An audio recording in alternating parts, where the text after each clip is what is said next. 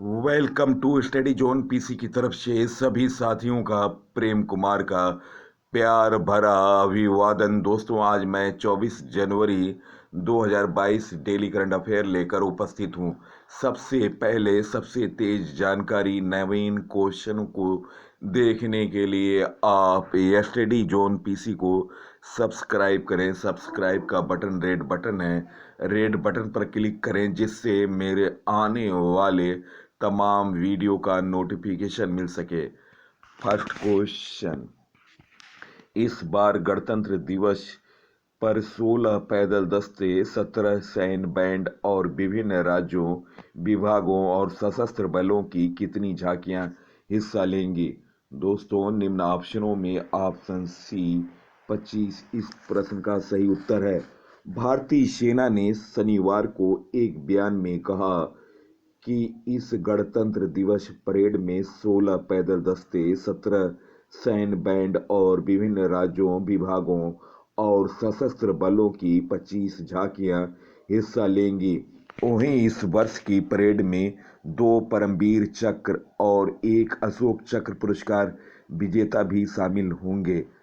सेना का प्रतिनिधित्व, गणतंत्र दिवस परेड 2022 में सेना का प्रतिनिधित्व एक घुड़सवार दल, 14 मशीनीकृत दल, 6 पैदल टुकड़ियां और विमानन विंग के उन्नत हल्के हेलीकॉप्टरों के एक फ्लाई पोस्ट द्वारा किया जाएगा।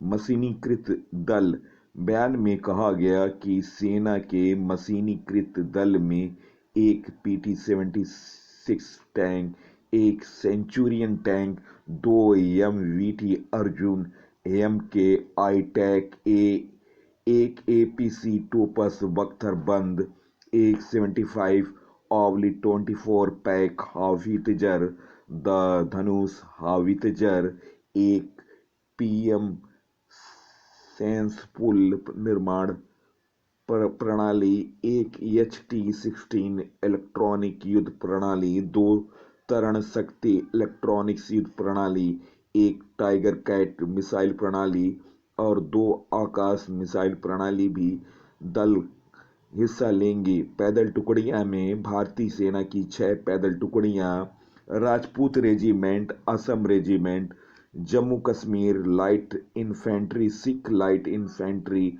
आर्मी ऑर्डिनेंस कॉर्प्स रेजिमेंट और पैरासूट रेजिमेंट भी इसमें हिस्सा लेंगी। भारतीय वायुसेना और भारतीय नौसेना का एक एक पैदल दस्ता भी परेड में हिस्सा लेगा। केंद्रीय अर्धसैनिक बलों की ओर से CRPF, CISF, SSB, भारतीय तटरक्षक बल और BSF के 5 पैदल दस्ते परेड में हिस्सा लेंगे। दोस्तों, ये शामिल होंगे सशस्त्र बलों, केंद्रीय अर्धसैनिक बलों, दिल्ली पुलिस, राष्ट्रीय कैडेट कोर, NCC, राष्ट्रीय सेवा योजना NS के 16 पैदल दस्ते, 17 सैन्य बैंड, पाइप बैंड हिस्सा लेंगे। 200 परेड की शुरुआत होने से पहले प्रधानमंत्री नरेंद्र मोदी राष्ट्रीय समर स्मारक पर माल्यार्पण करके देश के लिए सर्वोच्च बलिदान देने वालों सैनिकों को श्रद्धांजलि देंगे। नेक्स्ट क्वेश्चन, महिलाओं की सेना में अस्थायी कमीशन मिलने की खुशी में 15 जनवरी 2022 को थल सेना दिवस पर जनरल AM नरवणे ने किस महिला पर डाक टिकट जारी किया? दोस्तों, निम्न ऑप्शनों में मेजर अदिति मिश्रा। दोस्तों, कानपुर की बेटी मेजर अदिति मिश्रा ने अपना नाम रोशन कर दिया। दोस्तों, 15 जनवरी को इन्हीं पर भारतीय सेना ने डाक टिकट जारी किया है। वर्ष 2018 में ग्रेजुएशन के बाद अदिति ने NCC ज्वाइन की थी, अच्छा ग्रेड हासिल किया, फिर women special entry scheme WAS के जरिए सेना में एंट्री ली। प्रशिक्षण के दौरान देश भर में 10वीं रैंक हासिल किया और वर्ष 2011 में उनकी शादी हुई। अदिति वर्तमान समय में अरुणाचल प्रदेश में तैनात हैं। महिलाओं की सेना में स्थायी कमीशन मिलने की खुशी में 15 जनवरी 2022 को थल सेना दिवस के अवसर पर जनरल एम नरवणे ने 4 डाक टिकट जारी किए, जिसमें एक पर अदिति की राइफल के साथ निशाना लगाते हुए फोटो छपी है। दोस्तों, इंडियन आर्मी के बारे में जानकारी। स्थापना 1 अप्रैल 1895 में हुआ। मुख्यालय नई दिल्ली। थल सेना के अध्यक्ष हैं जनरल मनोज मुकुंद नरवणे। थल सेना के नए उप प्रमुख बने हैं मनोज पांडे। भारतीय थल सेना दिवस 15 जनवरी को मनाया जाता है। अन्य भारतीय सेना के अन्य प्रमुख लोग हैं। भारत के नए नौसेना प्रमुख बने आर हरि कुमार। वायुसेना के नए प्रमुख बने वी चौधरी। वायुसेना के नए उप प्रमुख बने संदीप सिंह। भारतीय सेना के दक्षिण भारत में नया कमांडिंग जीओसी नियुक्त किया गया अरुण कुमार को चीफ ऑफ स्टाफ कमेटी सीओएसओसी के नए अध्यक्ष बने Manoj Mukund Naravane. Next question, international association of working women award से किसे सम्मानित किया गया? दोस्तों, निम्न ऑप्शनों में ऑप्शन सी सुष्मिता सेन। साल 1994 में मिस यूनिवर्स बनने वाली पहली भारतीय महिला का ओहदा हासिल करने वाली सुष्मिता सेन को उनके शो आर्या 2 के लिए international association of working women award से सम्मानित किया गया। यह पुरस्कार DC south Asian film festival DCSAFF द्वारा दिया गया। दोस्तों, टॉप पुरस्कारों में पुलित्जर पुरस्कार मिला मेघा राजगोपालन को। नेल्सन मंडेला नोबेल शांति पुरस्कार मिला अजय शर्मा को। WWF life achievement award Prakash Padukone को मिला। दादा साहेब फाल्के पुरस्कार 2021 मिला रजनीकांत को। रेमन मैग्सेसे पुरस्कार से सम्मानित हुए doctor Firdausi Qadri, Mohammad Amjad Sakib, watchdog Roberto वेलोन। साहित्य क्षेत्र के जेसीबी पुरस्कार मिला एम मुकुंदन को। बुकर प्राइज मिला डेमन गैलगट को। नेल्सन मंडेला विश्व मानवतावादी पुरस्कार 2021 से सम्मानित हुई रुमाना सिन्हा सहगल। ऑस्कर अवार्ड 2021 में बेस्ट डायरेक्टर अवार्ड मिला क्लेओ झाओ को। वाइल्ड इनोवेटर अवार्ड पाने वाली पहली भारतीय महिला बनी कथी करंत। छत्तीसगढ़ वीरनी पुरस्कार 2021 से सम्मानित हुए दुती चंद सर रिचर्ड हेडली अवार्ड से सम्मानित हुए न्यूजीलैंड के कप्तान केन विलियमसन। नेक्स्ट क्वेश्चन, गणतंत्र दिवस के मौके पर इस बार 17वीं एनसीसी डायरेक्टरेट की परेड कमांडर का भार कौन संभाल रही हैं? दोस्तों, निम्न ऑप्शनों में ऑप्शन डी प्रमिला कुंवर कंचन।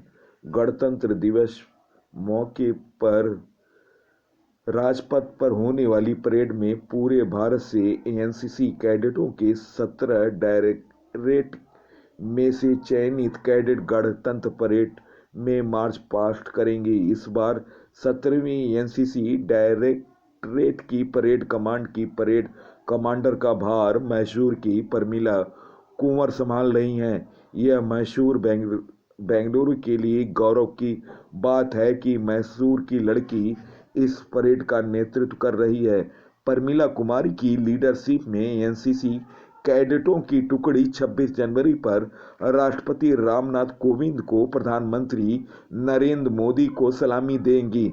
ज्ञातव्य है कि इस वर्ष कर्नाटक व गोवा एनसीसी कैडेट में 10 लड़के व 9 लड़कियां मैसूर से चयनित हुए, जिसमें से 5 लड़कियां परेड का हिस्सा होंगी तथा उसी परेड का नेतृत्व भी मैसूर की प्रमिला कुंवर कंचन करेंगी। 18 वर्षीय प्रमिला मैसूर के सरकारी कॉलेज से बीएससी की पढ़ाई कर रही हैं तथा मैसूर के saint Joseph first grade college में एनसीसी से जुड़ी हैं।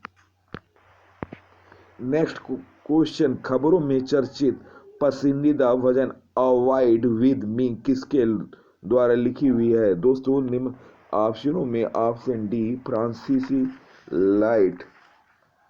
दोस्तों महात्मा गांधी के पसंदीदा भजन की धुन अवॉइड विद मी इस बार वीटिंग रिट्रीट में सुनाई नहीं देगी। इसे महात्मा गांधी की पुण्यतिथि से एक दिन पहले 29 जनवरी को होने वाले वीटिंग रिट्रीट समारोह के आखिर में बजाया जाता है। 1950 से लगातार इस धुन को वीटिंग रिट्रीट में बजाया जाता है, लेकिन 2020 में पहली बार इस समारोह से हटा दिया गया था। इस पर काफी विवाद होने के बाद साल 2021 में इसे फिर से समारोह में शामिल कर लिया गया। यह दूसरी बार है जब इस धुन को वीटिंग रिट्रीट से हटाया गया। भारतीय सेना की ओर से शनिवार को पूरे प्रोग्राम का ब्रोशर जारी किया गया। इसमें इस धुन का जिक्र नहीं है। दुनिया भर में मशहूर अवॉइड विद मी भजन को स्कॉटिश कवि हेनरी फ्रांसिस लाइट ने 1847 में लिखा था। इसकी धुन वर्ल्ड वार एक में बेहद लोकप्रिय हुई। बेल्जियम से फ्रांस होते हुए ब्रिटिश सैनिकों की मदद करने वाली बेल्जियम से फरार हुए ब्रिटिश सैनिकों की मदद करने वाली ब्रिटिश नर्स ईडिथ केवल ने जर्मन सैनिकों के हाथों मरने से पहले इस गीत को गाया था। भारत में इस धुन को प्रसिद्धि तब मिली जब महात्मा गांधी ने इसे कई जगह बजवाया था। नेक्स्ट क्वेश्चन, हाल में किस दिग्गज कंपनी ने अपने नाम से जुड़े रॉयल डच शब्द को हटा दिया? दोस्तों निम्न ऑप्शनों में ऑप्शन बी सेल इस प्रश्न का सही उत्तर है। हाल में घोषित एक बड़े पुनर्गठन योजना के बाद ऊर्जा क्षेत्र की दिग्गज कंपनी शेल ने अपने नाम से जुड़े रॉयल डच शब्द को हटा दिया, जिसे 130 साल तक चलाया गया था। यह अनुमान लगाया गया कि यूरोनेक्स्ट एम्स्टर्डम और लंदन स्टॉक एक्सचेंज 25 जनवरी को नाम में बदलाव को दर्शाना शुरू करेंगे। न्यूयॉर्क स्टॉक एक्सचेंज 31 जनवरी को बदला हुआ नाम दिखाएगा। शुक्रवार को दिए गए एक बयान के अनुसार 20 दिसंबर 2021 को अपनी सेल पीएलसी के बदलाव का बोर्ड का निर्णय अप्रभावी हो गया। इस प्रमुख तेल कंपनी के पुनर्गठन के काम में इसकी दोहरी शेयर संरचना को शेयरों की एक पंक्ति में एकीकृत करना और अपने मुख्यालय को लंदन ले जाना शामिल है। इन परिवर्तनों में केवल लगभग 1 दर्जन अधिकारी शामिल हैं, जिनमें मुख्य कार्यकारी अधिकारी वैन बर्डन और मुख्य वित्तीय अधिकारी जेसिका ओहल शामिल हैं, जो लंदन में जा रहे हैं। नेक्स्ट क्वेश्चन, किस राज्य के मुख्यमंत्री ने 10 विद्वानों को तमिल भाषा में उनके योगदान के लिए कलिंगर एम करुणानिधि सीमांजी तमिल पुरस्कार से दिनांक 22 जनवरी 2022 को सम्मानित किया? दोस्तों निम्न ऑप्शनों में ऑप्शन ए तमिलनाडु इस प्रश्न का सही उत्तर है। तमिलनाडु के मुख्यमंत्री एम के स्टालिन ने 10 विद्वान हस्तियों को तमिल भाषा में उनके योगदान के लिए कलिंगर एम करुणानिधि सीमांजी तमिल पुरस्कार से शनिवार को सम्मानित किया। शहर के शताब्दी पुस्तकालय में श्री स्टालिन ने वर्ष 2010 से 2019 तक के पुरस्कारों के अंतर्गत 10 लाख रुपये नकद और श्री करुणानिधि फोटो वाली निशानी प्रदान की गई। इस अवसर पर स्टालिन ने कहा कि पुरस्कार की स्थापना दिवंगत मुख्यमंत्री एम करुणानिधि ने की थी, जिन्होंने वर्ष 2004 में तमिल को पुरानी भाषा का दर्जा दिलाने में अहम भूमिका निभाई थी। Doctor V N. Rajam, professor Pon Kothandaraman, professor E. Sundaramurthy, professor P. Marudhanayagam, professor Mohan Rasu, professor Maraimalai इलाकुनार, professor के. रंजत, प्रोफेसर उलरिच निकोलाउस कवि इरोड तमिलनावन और प्रोफेसर शिवामणि को क्रमशः 2010 से 2019 तक के लिए पुरस्कार प्रदान किए गए। स्टालिन ने कहा कि समारोह वर्ष 2010 से नहीं हुआ था। अन्ना द्रमुक सरकार राज्य में पिछले 10 वर्षों से शासन में जिसने पुरस्कार पर रोक लगा रखी थी, उन्होंने कहा कि पुरस्कार दोबारा शुरू किए गए और इसे अब प्रत्येक साल दिया जाएगा। दोस्तों, तमिलनाडु के बारे में जानते हैं। तमिलनाडु की राजधानी चेन्नई है। क्षेत्रफल रैंक 11, जनसंख्या रैंक 7, लिंगानुपात 996, साक्षरता दर 80.09%, जिला 37, लोकसभा सीट 39, राज्यसभा 18, विधानसभा 234 है। दोस्तों, इसमें करेक्शन कर लीजिएगा, विधानसभा की सीटों की संख्या 234 है। राजकीय पशु है काला हिरण।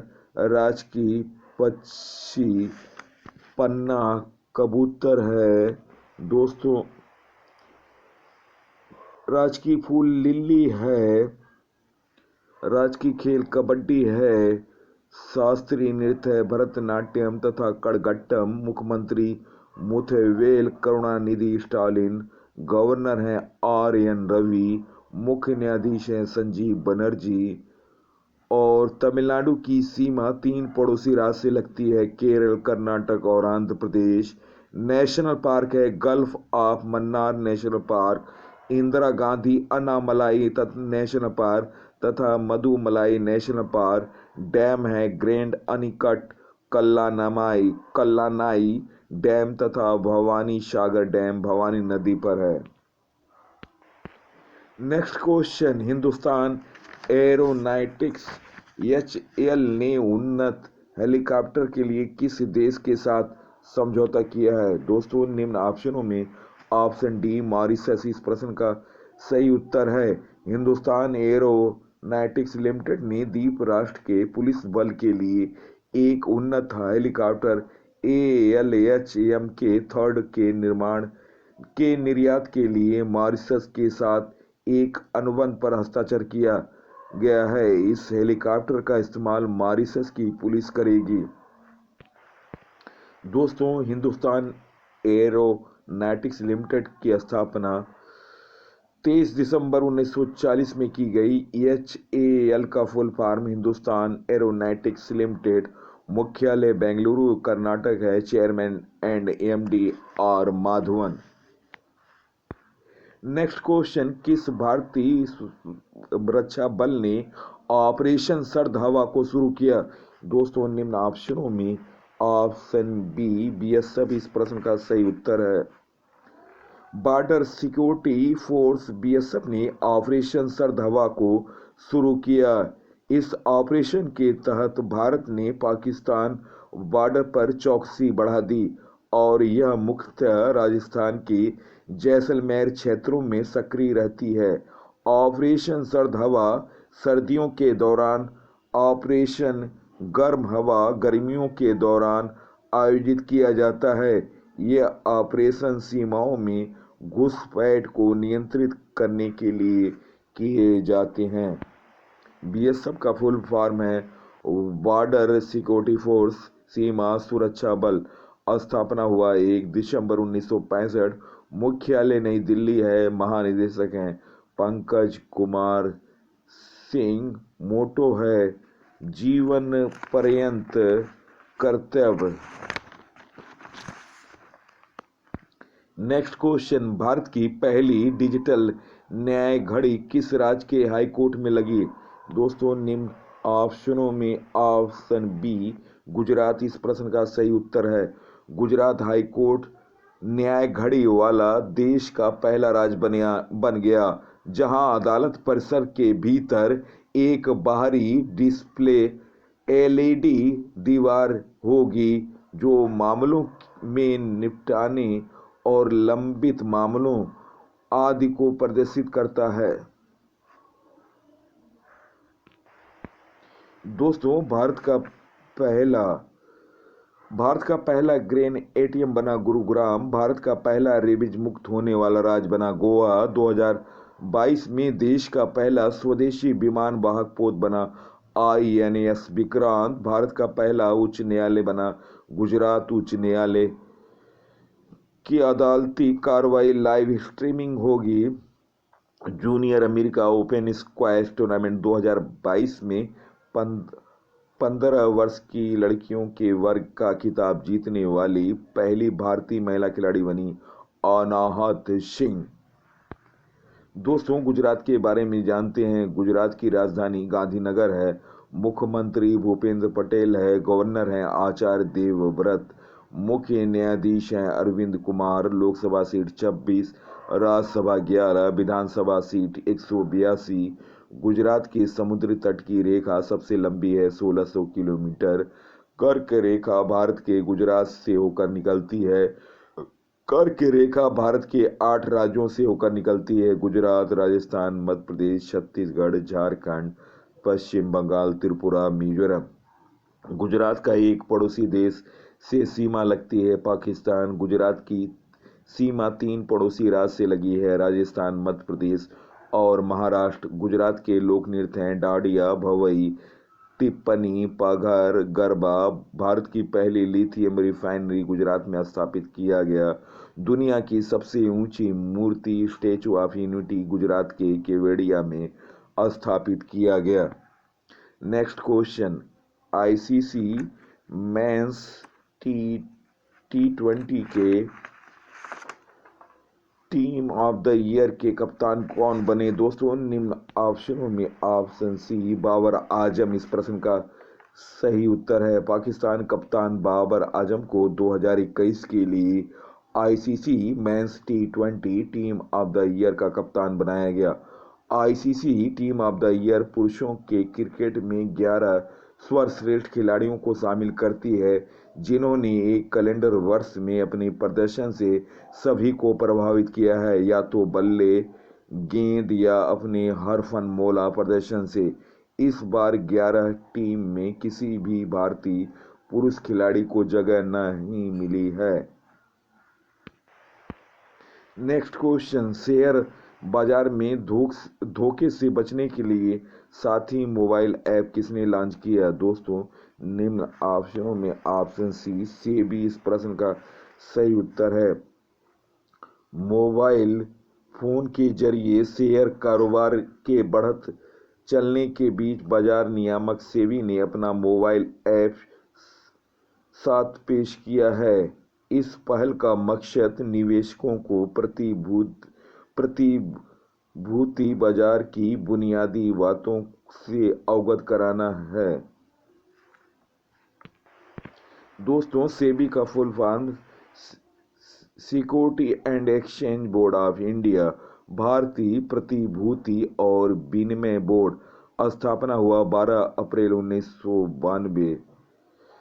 दोस्तों मुख्यालय है मुंबई। अध्यक्ष हैं अजय त्यागी। भारत में जितने भी शेयर मार्केट हैं जैसे NSE नेशनल स्टॉक एक्सचेंज और BSE बॉम्बे स्टॉक एक्सचेंज, इसे सेबी रेगुलेट करता है।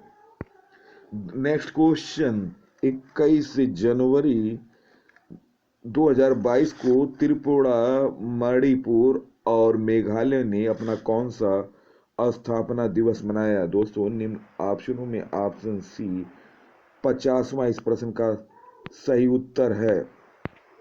दोस्तों राज्यों का गठन उत्तर प्रदेश का गठन हुआ 26 जनवरी 1950 को, तेलंगाना का 2 जून 2014 को, अरुणाचल प्रदेश का गठन हुआ 20 फरवरी 1987 को, कर्नाटक का 1 नवंबर 1956 को, राजस्थान का 30 मार्च 1949 को, उड़ीसा का 1 अप्रैल 1936 को, हरियाणा का 1 नवंबर 1966 में गठन हुआ, हिमाचल 25 जनवरी 1971, उत्तराखंड 9 नवंबर 2000 में, पंजाब 1 नवंबर 1966, छत्तीसगढ़ 1 नवंबर 2000 को, पश्चिम बंगाल 26 जनवरी 1950 को, असम 26 जनवरी 1950 को, झारखंड 15 नवंबर 2000 को, तमिलनाडु 26 जनवरी 1950 को, मध्य प्रदेश का गठन 1 नवंबर 1966 को हुआ, महाराष्ट्र का गठन 1 मई 1960 को हुआ, सिक्किम का 16 मई 1975 में गठन हुआ,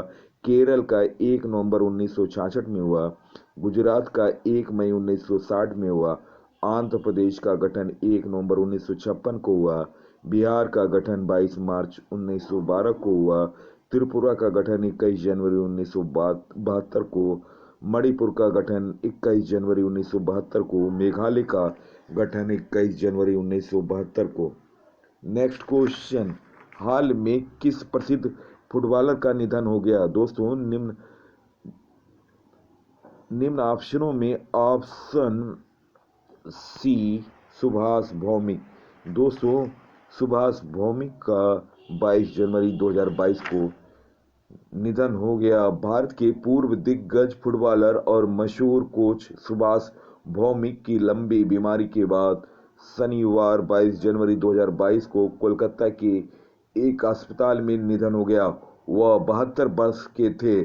पूर्व भारतीय मिडफील्डर भौमिक 1970 में एशियाई खेलों में कांस्य पदक जीतने वाले टीम के सदस्य थे। 19 साल से शुरू किया था अपना कैरियर। भारत की ओर से 1970 से 85 तक विभिन्न टूर्नामेंटों में हिस्सा लेने वाले भौमिक ने 19 साल की उम्र में राजस्थान क्लब से अपने कैरियर की शुरुआत की।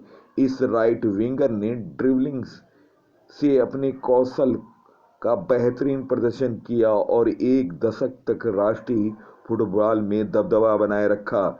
ईस्ट बंगाल के एक सत्र बिताने के बाद भौमिक मोहन बगान से जुड़ गए, जहां उन्होंने 3 साल बिताए।